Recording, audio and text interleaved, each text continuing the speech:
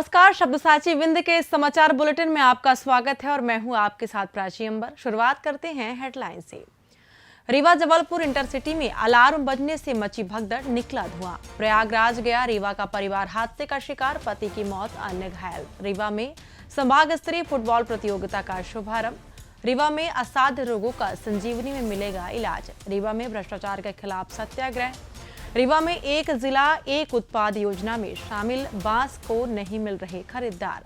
Super speciality hospital Rewa ने हासिल की ऐतिहासिक उपलब्धि। रीवा के निजी स्कूल में छात्रा की पिटाई ने लिया राजनीतिक रंग। सतना में मारपीट में घायल युवक की मौत, एसडीएमएच रीवा में तोड़ा दम। सतना में नहर में गिरते ही आग का गोला बनी कार, बाल बाल बचे युवक। सतना जिले के गैवीनाथ धाम में आतिशबाजी और अश्लील हरकत करने वाले 3 युवकों पर केस। शहडोल में सड़क किनारे खड़े ट्रक से बाइक टकराई, 2 युवकों की मौत। शहडोल में रीवा से स्मैक लेकर आए 2 तस्कर गिरफ्तार।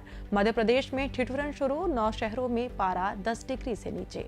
जादू देखा है, हम दिखाते हैं। आप सोचिए, हम बनाते हैं। अपने घर या ऑफिस को सजाएं मनपसंद डिजाइन के कस्टमाइज वॉलपेपर्स, ब्लाइंड्स, पेंटिंग्स और लेजर कटिंग से बनी आकर्षक चीजों से। आज ही कॉल कीजिए 7611125428, क्योंकि आपकी कल्पनाओं को पंख देना भी जरूरी है। अब खबरें विस्तार से।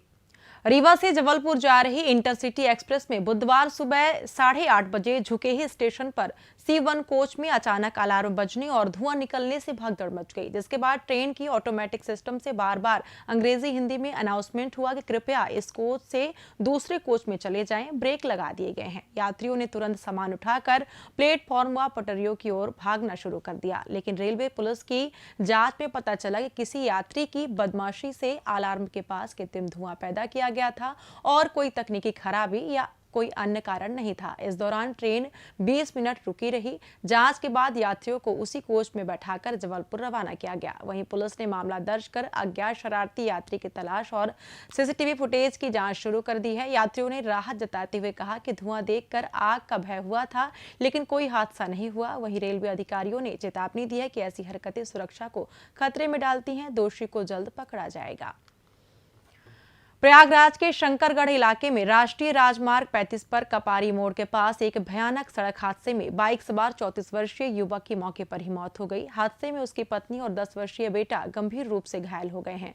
पुलिस ने बस को कब्जे में ले लिया है, जबकि चालक फरार है। हादसा दोपहर करीब 2 बजे हुआ, जब रीवा निवासी प्रदीप द्विवेदी अपनी पत्नी रंजना द्विवेदी और बेटे पवित्र द्विवेदी के साथ इलाज कराने प्रयागराज जा रहे थे। कपारी मोड़ से राजमार्ग पर पहुंचते ही प्रयागराज से बांदा जा रही रोडवेज बस ने उनको अपनी चपेट में ले लिया। प्रत्यक्षदर्शियों के अनुसार टक्कर इतनी तेज थी कि बाइक पूरी तरह क्षतिग्रस्त हो गई। प्रदीप सड़क पर गिरते ही दम तोड़ दिया, जबकि पत्नी और बेटा सड़क किनारे घायल अवस्था में पड़े रहे। स्थानीय ग्रामीणों ने घायल को तुरंत सामुदायिक स्वास्थ्य केंद्र शंकरगढ़ पहुंचाया, जहां प्राथमिक उपचार के बाद दोनों को गंभीर हालत में प्रयागराज के SRN अस्पताल रेफर कर दिया गया है। रीवा शहर के TRS कॉलेज में उच्च शिक्षा विभाग द्वारा संभाग स्तरीय फुटबॉल प्रतियोगिता का आयोजन किया गया। इसमें संभाग के रीवा, सतना, सीधी की टीमें शामिल हुई। पहला मुकाबला रीवा और सतना के बीच खेला गया, जिसमें रीवा विजेता रहा। संभाग स्तरीय प्रतियोगिता में खेलने वाली तीनों टीमों से अच्छे खिलाड़ियों का चयन प्रदेश स्तरीय फुटबॉल प्रतियोगिता के लिए किया जाएगा। यह प्रतियोगिता शहडोल में 26 नवंबर को होगी।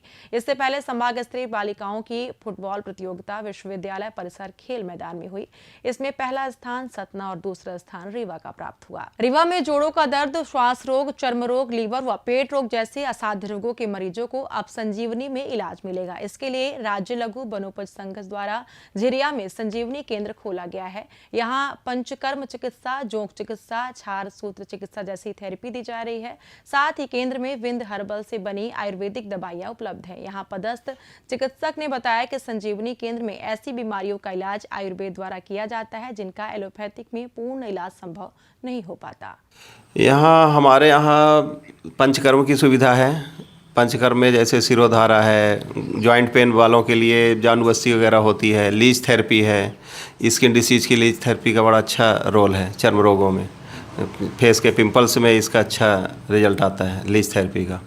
और सिरोधारा जैसे माइग्रेन है, डिप्रेशन है, नींद की प्रॉब्लम है, इन चीज़ों के लिए सिरोधारा का अच्छा रोल है। पेशेंट मेंटल डिसऑर्डर वाले जो भी पेशेंट है, मेमोरी लॉस ऑफ मेमोरी का है, यहाँ पे ये सब सुविधाओं के लिए पैसा लगता है कि निःशुल्क है? हाँ, चार्ज तो सबका है, रीजनेबल चार्ज है, बाकी जगह से काफ़ी कम चार्ज में, और अच्छी सुविधाएं हैं। जो पहले रीवा में ये सारी सुविधाएं नहीं होती थी, वो यहाँ पे सब पंचकर्म की, क्षार सूत्र की, अग्निकर्म की, लीज थेरेपी की। रीवा में भ्रष्टाचार के खिलाफ बुधवार को संभागायुक्त कार्यालय के सामने धरना दिया गया। धरने के दौरान शिक्षा विभाग में अनुकंपा नियुक्ति में हुए फर्जीवाड़े में निलंबित डीईओ सुदामा लाल गुप्ता को बहाल कर सहायक संचालक के पद पर तैनात करने पर सवाल उठाए गए।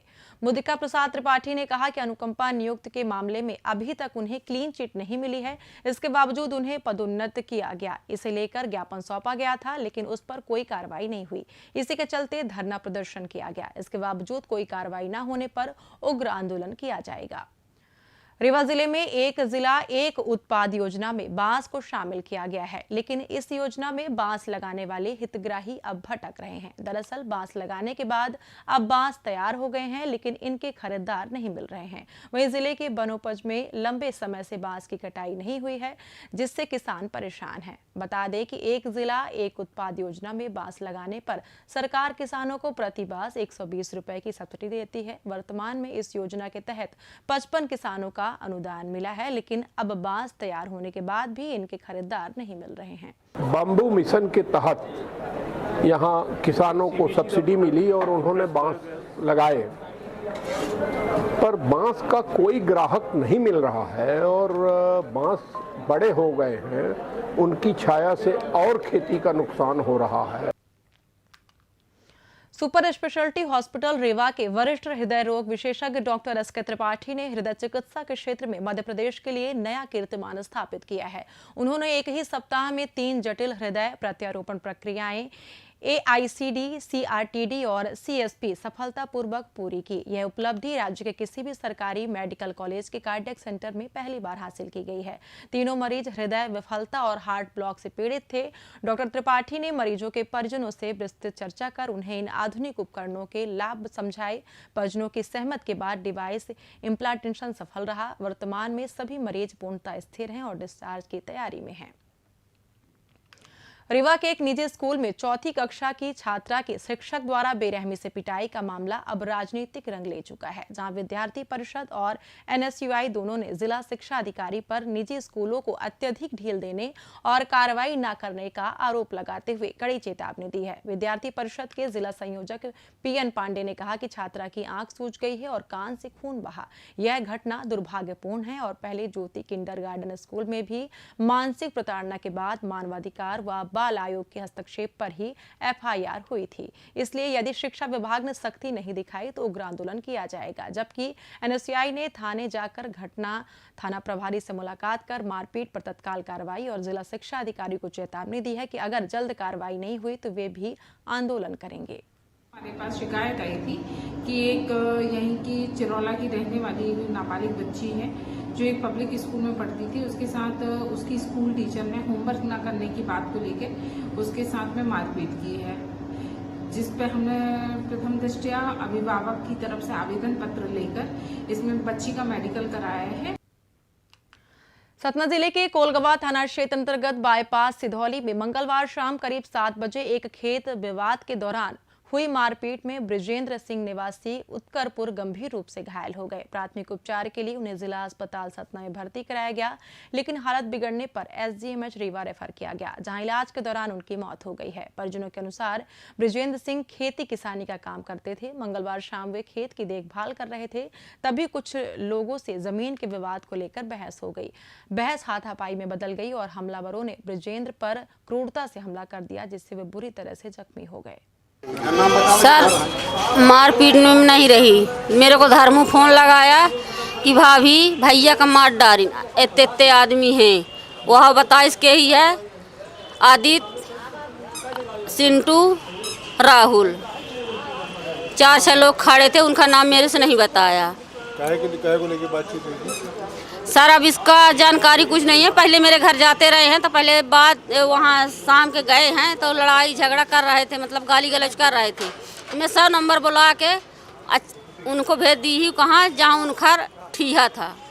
लोहे का काम कर रहे थे, वहाँ तक मैं भिजवाई हूँ। इसके बाद धर्मू बुला के लाया, या नहीं जानती कि धर्मू मरवाया या धर्मू के कहा, पूरा सबूत धर्मू है। सतना जिले के सभापुर थाना क्षेत्र में मंगलवार देर रात एक तेज रफ्तार कार अनियंत्रित होकर नहर में जा गिरी। हादसे के तुरंत बाद कार में भीषण आग लग गई। हालांकि इसमें सवार दोनों युवक सुरक्षित बाहर निकलने में सफल रहे, जिससे बड़ा हादसा टल गया। घटना बिरसिंहपुर जैतवारा मार्ग पर सभापुर नहर के पास हुई। कार में सवार पंकज और पुष्पेंद्र बिरसिंहपुर से जैतवारा ट्रेन पकड़ने जा रहे थे। दुर्घटना के बाद कार में लगी आग इतनी तेज थी कि वाहन पूरी तरह जलकर राख हो गया। मौके पर मौजूद स्थानीय लोगों ने तत्काल पुलिस को सूचना दी। सभापुर पुलिस मौके पर पहुंची और आग बुझाने के साथ राहत कार्य शुरू किया गया। हादसे का शिकार हुई कार अरुण कुमार पांडे के नाम पर है। सतना जिले के सभापुर थाना क्षेत्र स्थित गैवीनाथ धाम शिव मंदिर परिसर में 3 युवकों द्वारा पटाखे फोड़ने और अश्लील इशारे करने का वीडियो सोशल मीडिया पर वायरल होने के बाद पुलिस ने त्वरित कार्रवाई की है। मंगलवार को तीनों आरोपियों के खिलाफ मामला दर्ज कर लिया गया है। वायरल वीडियो में सूरज पाठक, सचिन पाठक और पीयूष उर्फ रवि गुप्ता सभी वीरसिंहपुर निवासी खतरनाक तरीके से आतिशबाजी करते और मंदिर परिसर में अशोभनीय व्यवहार करते दिख रहे हैं। यह कृत्य धार्मिक स्थल के प्रति अपमानजनक माना गया है। सभापुर पुलिस ने आरोपियों के खिलाफ बीएनएस की विभिन्न धारा के तहत प्रकरण दर्ज किया है। थाना प्रभारी ने बताया कि धार्मिक स्थलों पर अशांति फैलाने या अनुशासन भंग करने वाले तत्वों के खिलाफ सख्त कार्रवाई की जाएगी। प्रकरण की विवेचना जारी है। मामले ने स्थानीय स्तर पर आक्रोश पैदा किया है। धार्मिक संगठनों ने आरोपियों की तत्काल गिरफ्तारी और मंदिर की पवित्रता बनाए रखने की मांग की है। शहडोल जिले के देवलौर थाना क्षेत्र में धरी नंबर 2 गांव के पास मंगलवार देर रात एक भयानक सड़क हादसे में 2 युवकों की मौके पर ही मौत हो गई। बाइक सवार दोनों सड़क किनारे खड़े ट्रक से टकरा गए। हादसे के बाद ट्रक चालक फरार हो गया था, लेकिन पुलिस ने कुछ घंटों में ही ट्रक सहित उसे पकड़ लिया। मृतकों की पहचान महेश साकेत और राजकुमार कोल के रूप में हुई है। दोनों घर लौट रहे थे। राहगीरों ने सड़क पर शव देखकर पुलिस को सूचना दी। देवलौर थाना प्रभारी सुभाष दुबे पुलिस बल के साथ मौके पर पहुंचे। पंचनामा के बाद शवों को पोस्टमार्टम के लिए जिला अस्पताल भेजा गया। घटनास्थल पर ट्रक के टायर निशान और बिखरी रेत से पता चला कि टक्कर खड़े वाहन से हुई है। शहडोल जिले में कोतवाली पुलिस ने मुखबिर की सूचना पर नया बस स्टैंड से रीवा से बस द्वारा स्मैक लेकर आए 2 तस्करों अनिल कोरी और संजय कुमार सोनी को घेराबंदी कर गिरफ्तार कर लिया है, जिनके पास से 11.11 ग्राम स्मैक, नकदी और अन्य सामग्री बरामद हुई। पूछताछ में आरोपियों ने खुलासा किया कि वे स्मैक को शहडोल में महंगे दामों पर बेचने वाले थे और उनके स्थानीय सहयोगी भी शामिल हैं। जिसके बाद पुलिस ने उनके एक साथी गौरी शंकर सोनी को भी गिरफ्तार कर लिया, जबकि 2 अन्य आरोपी फरार हैं। एनडीपीएस एक्ट के तहत 3 गिरफ्तार आरोपियों को जेल भेज दिया गया है और फरारों की तलाश जारी है। मौसम की बात करें तो इस साल नवंबर के पहले हफ्ते से ही मध्य प्रदेश में ठिठुरन जारी है। दिन में सर्द हवाएं चल रही हैं, जबकि रातें और सुबह काफी ठंड है। मंगलवार बुधवार की रात एमपी के 9 शहरों में न्यूनतम तापमान 10 डिग्री सेल्सियस से नीचे दर्ज किया गया। राजगढ़ सबसे ठंडा रहा, जहां पारा 7 डिग्री सेल्सियस तक गिर गया। वहीं अगले 4 दिनों तक शीतलहर का अलर्ट जारी है। मौसम विभाग के मुताबिक इस बार हिमालय क्षेत्र में पश्चिमी विक्षोभ 1 सप्ताह पहले ही सक्रिय हो गए। इससे जम्मू कश्मीर, उत्तराखंड और हिमाचल प्रदेश में बर्फबारी हो रही है। उत्तर से दक्षिण की ओर बहने वाली ठंड हवाओं का असर एमपी में भी पड़ रहा है, जिससे ठंड का प्रभाव तेज हो गया है। इसी के साथ ये समाचार बुलेटिन समाप्त हुआ। कल फिर मिलेंगे नई खबरों के साथ। जुड़े रहिए शब्दसाची विंध्य से, और विंध्य से जुड़ी तमाम खबरों के लिए हमारे चैनल को सब्सक्राइब कर दें। अपने आसपास की खबरें हम तक पहुंचाने के लिए स्क्रीन पर दिए गए नंबर पर आप संपर्क कर सकते हैं। धन्यवाद।